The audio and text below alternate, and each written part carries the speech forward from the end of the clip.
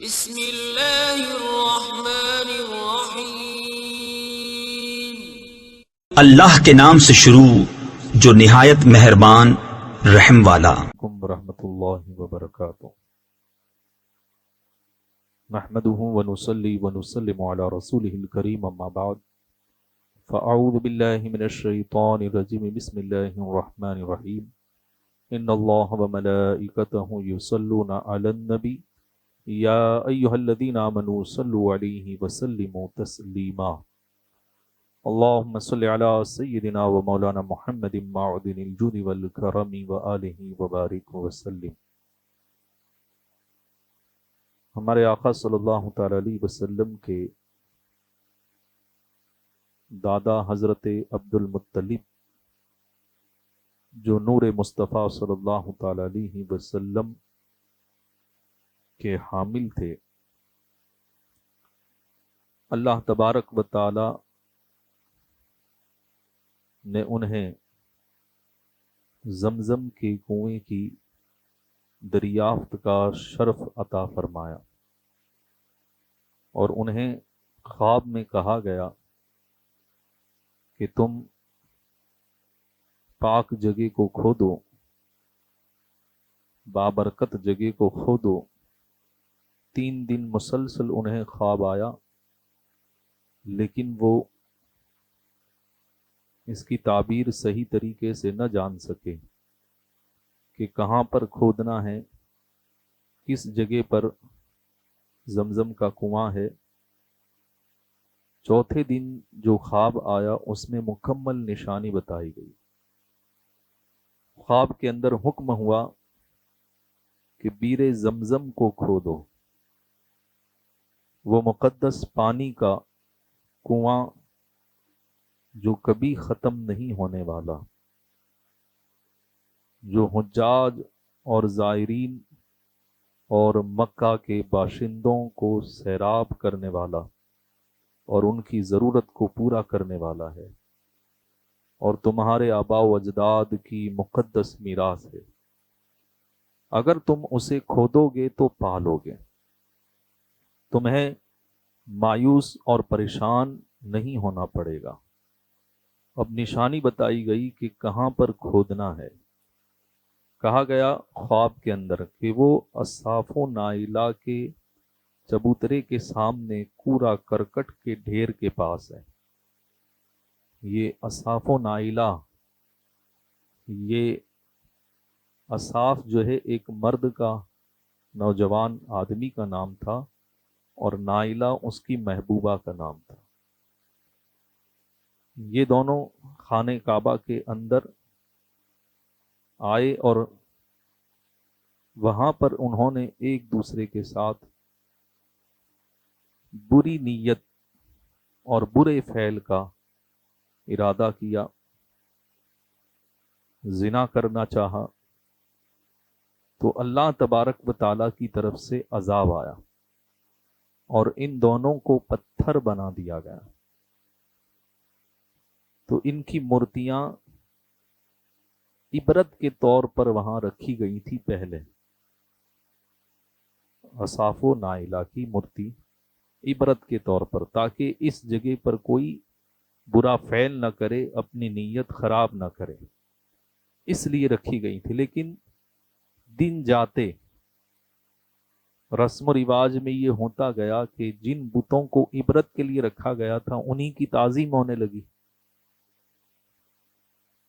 تو وہاں ایک چبوترا تھا اور چبوترے کے سامنے کوڑا کرکٹ پھینکا جاتا تھا۔ جو اس زمانے میں جانور ذبح ہوتے تھے تو ان کے اعضاء اور ان کی اوجھڑی وغیرہ وہاں پر ڈالی جاتی۔ تو خواب میں یہ کہا گیا کہ اصحاف و نائلہ کے چبوترے کے سامنے جو کوڑا کرکٹ کی جگہ ہے وہیں تمہیں کھودنا ہے، اور اہم ترین نشانی یہ ہے کہ جب تم وہاں پہنچو گے تو ایک کوا زمین پر آ کر کے چونچ مارے گا، تو جس جگہ وہ چونچ مارے گا اسی جگہ زمزم کا کنواں برآمد ہوگا۔ یہ مکمل نشانی حضرت عبد المطلب کو بتا دی گئی۔ جب واضح طور پر انہیں خواب کے اندر حکم دیا گیا کہ تمہیں زمزم کے کنویں کو دریافت کرنا ہے، اس کے لیے کھدائی کرنی ہے، اور اس کی جگہ کہاں پر ہے، کہاں پر تمہیں کھودنا ہے، یہ ساری چیزیں ان کو بتا دی گئیں۔ جب بیدار ہوئے تو انہوں نے یہ ساری باتیں عرب کے سرداروں کو بلا کر کے ان کے سامنے پیش کیں اور کہا کہ بہت ہی بشارت والا، خوشخبری والا خواب میں نے دیکھا ہے کہ ہمیں جو ہے زمزم کا کنواں وہ واپس دیا جا رہا ہے۔ اگر تم لوگ میری مدد کرو تو ہم سب مل کر کے، کیونکہ یہ میرے اکیلے سے کام نہیں ہو سکتا کہ اتنی جگہ کی کھدائی کروں، کھدائی کرنا وہ بھی عرب کی سرزمین، مکے کی زمین کو کھودنا کہ جو پتھریلی زمین، تو یہ بہت دشوار کام تھا۔ تو آپ نے سرداروں کے سامنے یہ بات رکھی، قریش کے سامنے، اور کہا کہ ہم سب مل کر کے زمزم کے کنویں کو دریافت کریں گے، اسے تلاش کریں گے۔ تو قریش بے دلی سے بولے اور انہوں نے اس کی طرف کوئی توجہ نہیں کی، دلچسپی کا اظہار نہیں کیا، بلکہ یہ کہا کہ ایک تو یہ کہ تم نے خواب دیکھا ہے، اور خواب جھوٹا بھی تو ہو سکتا ہے، اور پھر یہ کہ تمہارے خواب کی وجہ سے ہم سینکڑوں من ریت کو زمین میں کھودیں اور وہاں سے نکالیں، اتنی زیادہ محنت کریں، تو یہ بھی مشکل کام ہے، اور پھر اگر کنواں بن بھی جائے تو پھر اسے پہلے کی طرح واپس پانی اس میں سے آنا، چشمے کا ابلنا، یہ بھی تو ضروری نہیں ہے، ہو سکتا ہے کہ وہ اندر ہی اندر خشک ہو گیا ہو، تو اس لیے ہم اس بیجا محنت میں تمہارا ساتھ نہیں دیں گے۔ صاف لوگوں نے انکار کر دیا، قریش نے، کہ ہم اس معاملے میں تمہاری کوئی مدد نہیں کریں گے۔ حضرت عبد المطلب کو بڑا افسوس ہوا کہ واضح نشانیوں کے ساتھ خواب ہونے کے باوجود بھی یہ لوگ میرا ساتھ نہیں دے رہے، لیکن آپ نے ہمت نہیں ہاری۔ اپنے بیٹے، ایک ہی بیٹا تھا اس وقت ان کا، جن کا نام حارث تھا، تو اپنے بیٹے سے کہا کہ ہم دونوں مل کر کے اب کھدائی شروع کریں گے۔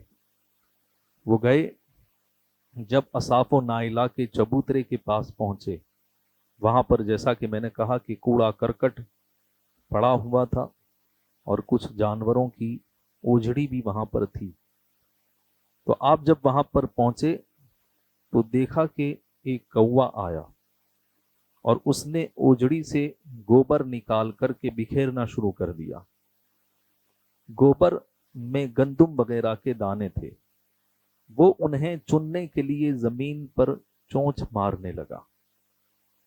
حضرت عبد المطلب نے جب یہ منظر دیکھا کہ مجھے خواب میں بتایا گیا تھا کہ ایک کوا آئے گا اور جہاں پر وہ چونچ مارے گا اسی جگہ زمزم کا کنواں ہے، اسی کے نیچے ہے، تو حضرت عبد المطلب یہ منظر دیکھنے کے بعد ان کی خوشی کی انتہا نہ رہی کہ میرا خواب بالکل سچ ثابت ہوا، اور یہاں جب میں کھودنے کی نیت سے آیا ہوں تو میں نے یہ بھی دیکھ لیا جو خواب میں مجھے بتایا گیا تھا کہ کنواں جہاں پر چونچ مارے گا وہاں تمہیں کھدائی کرنی ہے۔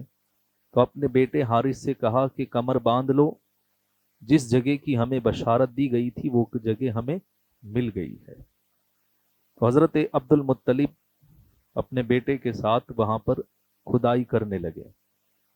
قریش کے لوگ وہاں پر آتے، بجائے سپورٹ کرنے کے، مدد کرنے کے، وہ لوگ اعتراض کرنے لگے کہ ہماری یہ جگہ جو ہے کوڑا کرکٹ ڈالنے کی، یہاں پر تم کھدائی کر رہے ہو، اب ہم کوڑا کرکٹ کہاں ڈالیں گے، یہ تم کیا کر رہے ہو، خوابوں کو پیچھے پڑے ہوئے ہو۔ اس طرح انہیں جو ہے اعتراض کرنے لگے، ستانے لگے۔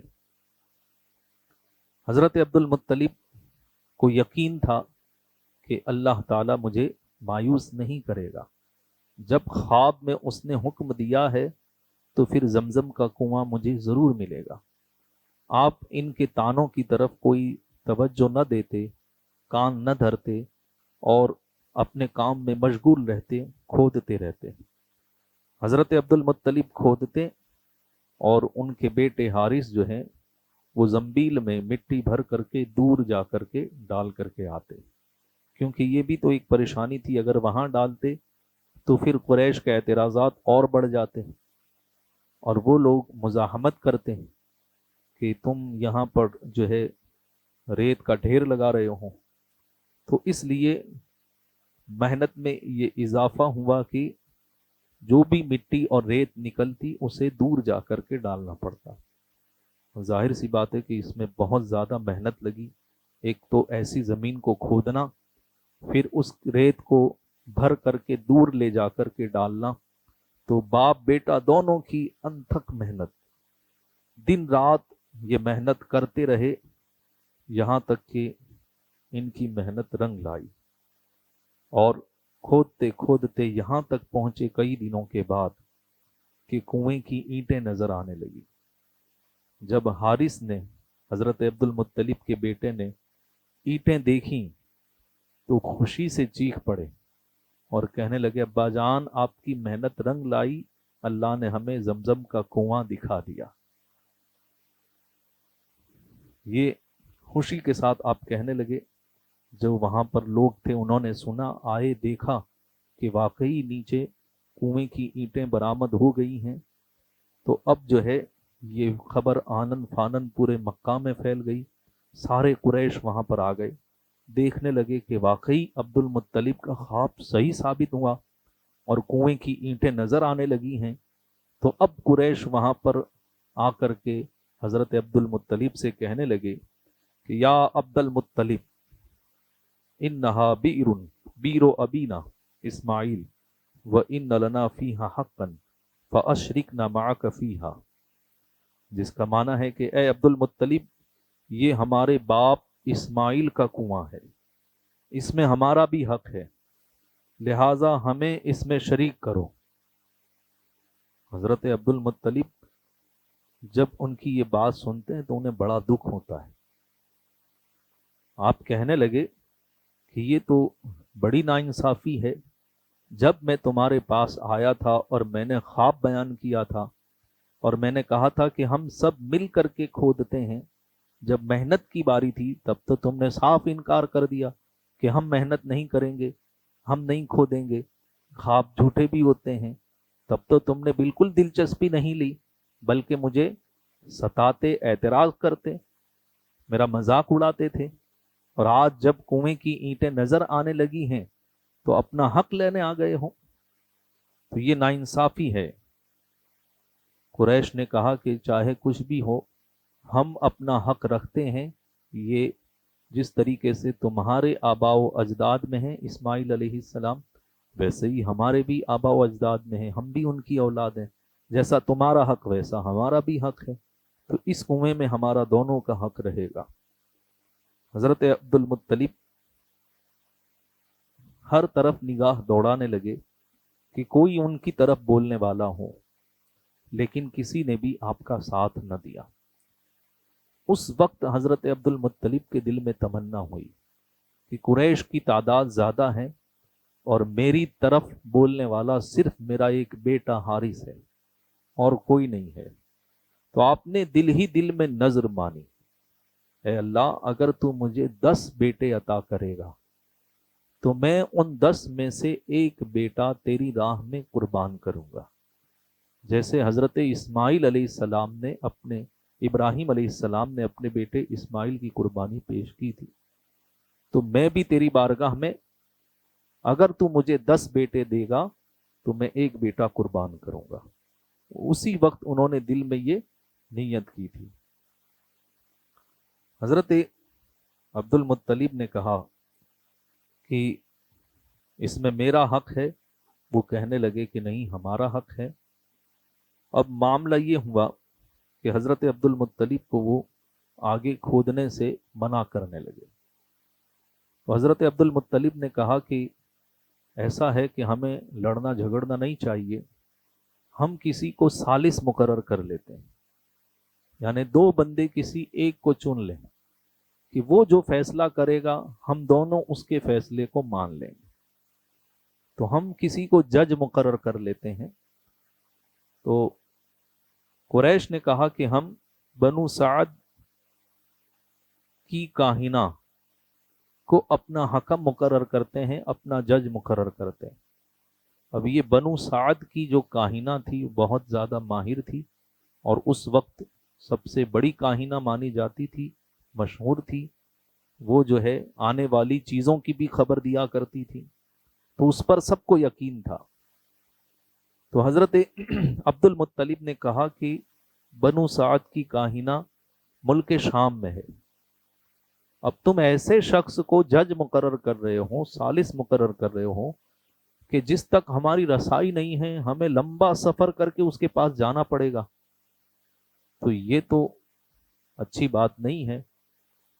اتنے دن تک ہمارا کام ملتوی رہے گا. ظاہر سی بات ہے کہ اس زمانے میں ملک شام جانا آنا یہ کئی دنوں کا سفر ہوا کرتا تھا، بلکہ مہینوں کا سفر بھی ہم کہہ سکتے ہیں. تو اتنے دن تک کام ملتوی رہے گا، تو ایسا کرو کہ مکہ ہی میں کسی کو ہم جج مقرر کر لیتے ہیں. وہ لوگ نہیں مانے اور کہا کہ نہیں، ہم تو بنو سعد کی کاہنہ کی ہی بات مانیں گے، آپ اس سے فیصلہ کروا لیں. حضرت عبد المطلب جو ہے وہ مجبور ہو گئے، اور 40 لوگوں کے ساتھ حضرت عبد المطلب اب روانہ ہوئے تاکہ بنو سعد کی کاہنہ سے فیصلہ کروایا جائے. جب چلے، عرب کے ریگستان میں سفر جاری رہا. زیادہ تر ایسا نہیں ہوتا تھا، اتفاق سے اللہ تعالیٰ کو کچھ دکھانا منظور تھا کہ قافلے والے راستہ بھٹک گئے. اب ریگستان کے اندر راستہ بھٹک جانا یہ مرنے کے مترادف، کہ راستہ بھٹک گئے تو اب موت کے علاوہ اور کوئی راستہ نہیں، مرنا یقینی ہو جاتا تھا. تو جب یہ لوگ راستہ بھٹک گئے، اب تلاش کرتے رہے یہاں تک کہ ساتھ میں جتنا پانی تھا وہ بھی ختم ہو گیا، جو اناج تھا وہ بھی ختم ہو گیا. اب یہ بھوکے پیاسے ریگستان کے اندر راستہ تلاش کر رہے تھے. کچھ لوگوں نے کہا کہ اس طرح اگر ہم ڈھونڈتے رہیں گے تو پھر ایسے ہی ہم مر جائیں گے اور ہماری قبریں بھی نہیں بنیں گی اور یہ پرندے ہمیں کھا جائیں گے. تو بہتر یہ ہے کہ ہم کھڈے کھود لیتے ہیں، اپنی قبریں کھود لیتے ہیں اور اپنی موت کا انتظار کرتے ہیں، کیونکہ اب ہمارا مرنا یقینی ہو گیا ہے. تو موت کا انتظار کرتے ہیں. ہم میں سے جو بھی مرے گا دوسرے لوگ اس پر مٹی ڈال دیں گے، تو کم از کم اس کا فائدہ یہ ہوگا کہ ہماری قبریں تو رہیں گی. تو یہ طے ہوا، اور پھر وہ لوگ جو ہے قبر کھودنے میں مشغول ہو گئے اور قبریں کھودنے کے بعد موت کا انتظار کرنے لگے. حضرت عبد المطلب یہ ہمت ہارنے والوں میں سے نہیں تھے. انہوں نے کہا کہ میں جو ہے موت کا انتظار یہاں بیٹھے بیٹھے کرنے کا قائل نہیں ہوں. اللہ تبارک و تعالیٰ نے اس وقت حضرت عبد المطلب کی شان ظاہر کی، اور اللہ تعالیٰ نے لوگوں کو قائل کر دیا کہ حضرت عبد المطلب یہ سب سے الگ ہیں، ان کے ساتھ خدا کی مدد ہے. ہوا کیا، ان کی شان اللہ نے کیسے ظاہر کی، انشاءاللہ آئندہ بیان کیا جائے گا. اللہ تبارک و تعالی ہم سب کو نور مصطفیٰ صلی اللہ تعالی علیہ وسلم کے فیضان سے مالا مال فرمائے. السلام علیکم ورحمۃ اللہ وبرکاتہ.